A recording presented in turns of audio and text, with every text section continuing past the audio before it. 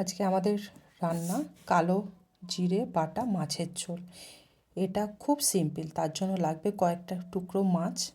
সেটা আপনি কিছু নিতে পারেন, ছোটো মাছ না, বড় মাছ অবশ্যই। তার মধ্যে নুন হলুদ মাখিয়ে কিছুক্ষণ রেখে দেবেন, যাতে মাছের মধ্যে নুন হলুদ ভালোভাবে ঢুকতে পারে।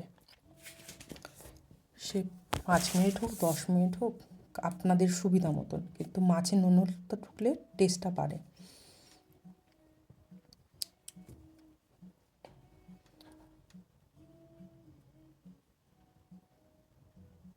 এই জন্য অল্প কিছু মশলা লাগবে, তার জন্য 1 চামচ কালো জিরে, কয়েক টুকরো রসুন, গোলমরিচ আর কাঁচা লঙ্কা। আর ঝালটা আপনাদের হিসাব মতন নেবেন, মানে কে কীরকম ঝাল খান সেই বুঝে ঝাল নিয়ে ভালো একটা পেস্ট করবেন। খুব ভালো মিহি একটা পেস্ট বানাবেন। সেটা আপনি শিলনোড়া করুন কি মিক্সিতে করুন। আর কড়াইটা ভালো করে গরম করিয়ে তাতিয়ে তার মধ্যে তেল নেবেন। সেটা সাদা তেল হোক, সর্ষের তেল হোক, যে কোনো একটা নিতেই পারেন আপনাদের পছন্দ মতন। গরম হলে আর একটা জিনিস, তার মধ্যে না সামান্য একটু হলুদ দেবেন আর একটুখানি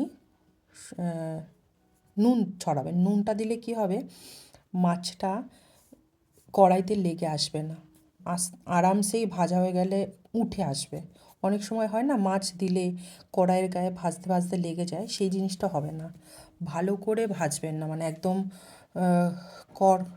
মানে লাল লাল শক্ত হয়ে যাবে ওইভাবে ভাজবেন না, হালকা ভাজবেন, কিন্তু হালকা একটা লাল ধরবেন এই পিঠ ওপিঠ। কিন্তু খুব ভালোভাবে কড়া করে ভাজবেন না মাছগুলোকে। ভাজা হয়ে গেলে তুলে রেখে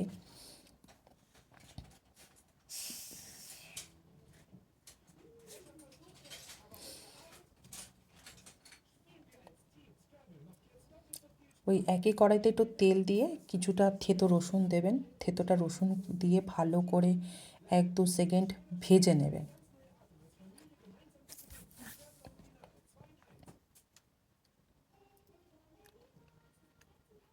আর ভাজা হয়ে গেলে ওই বাটা যে মশলাটা বানিয়েছিলেন, কালো জিরে, গোলমরিচ, রসুন, লঙ্কা দিয়ে, সেটাকে দিয়ে ভালো করে আপনারা কষাবেন যতক্ষণ না মশলাটা থেকে তেল ছাড়ছে। আর মশলা কষাতে কষাতেই ওর মধ্যে আপনারা সামান্য হলুদ আর পরিমাণ মতন নুন দেবেন, দিয়ে ভালো করে কষাবেন যতক্ষণ না তেল ছাড়ছে। যত ভালো করে কষাবেন তত রান্নায় স্বাদ আপনাদের আরও বেশিভাবে বাড়বে।